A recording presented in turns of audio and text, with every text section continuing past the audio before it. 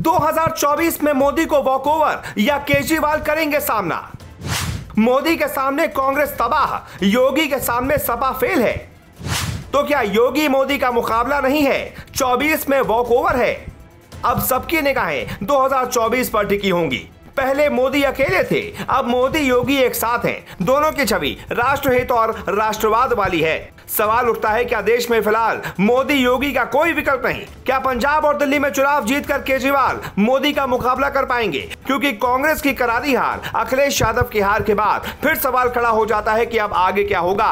मोदी के सामने हर नहला तहला इक्का बर्बाद हो जाता है। तो क्या 2024 में सीधे वॉकओवर है? 2022 सेमीफाइनल था जो बीजेपी ने आसानी से जीत लिया, अब 24 में फाइनल है। लेकिन अब मोदी योगी के सामने फाइनल में कौन होगा, इस पर भी सबकी निगाहें हैं। पंजाब में जीत के बाद केजरीवाल एक बड़ी लकीर खींचने की कोशिश तो कर रहे हैं, लेकिन क्या वो कामयाब हो पाएंगे, वक्त बताएगा। जैसे रूस में किसी के पास पुतिन को हराने का आइडिया नहीं है, वैसे ही भारत में मोदी को हराने के लिए सोचना पड़ रहा है। मोदी जहां चाहते हैं जीत हासिल करते हैं, चुनाव में मुद्दा अपने हिसाब से तय करते हैं, विपक्ष का मुद्दा धराशायी हो जाता है और मोदी का मैजिक चल जाता है। अभी एक बात ध्यान देने वाली है, केजरीवाल को किसी भी ऐसे राज्य में जीत नहीं मिली जहां सत्ता बीजेपी की हो।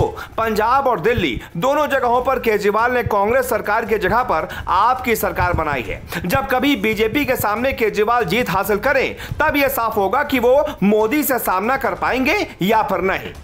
2014 में मोदी का सामना राहुल गांधी और केजरीवाल ने किया था, दोनों हवा हो गए थे। तो क्या फिर 2024 में दोनों पर देश की जनता भरोसा करेगी? क्या वो मोदी को रोक पाएंगे? मोदी को हराने की 2 कोशिश हो चुकी हैं, कुछ नहीं किया तो तीसरी बार भी विपक्ष हारेगा। केजरीवाल को पंजाब में बम्पर सीट मिली तो केजरीवाल पीएम बनने का सपना देखने लगे। पहला बयान दिया, ऐसा देश बनाएंगे भारत के बच्चों को यूक्रेन पढ़ाई करने नहीं जाना होगा।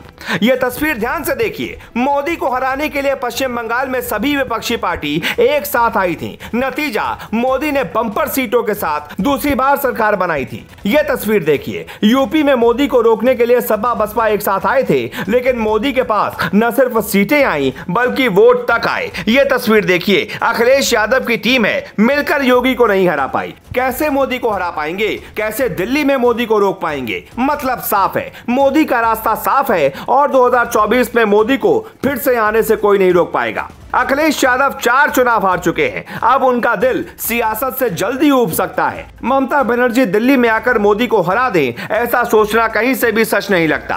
कांग्रेस इस हालत में मोदी को हरा पाएगी, लगता ही नहीं, किसी मजाक की तरह लगता है। केजरीवाल पंजाब में जीतकर देश में मोदी को हरा पाएंगे, बीजेपी का विजय रथ कौन रोकेगा?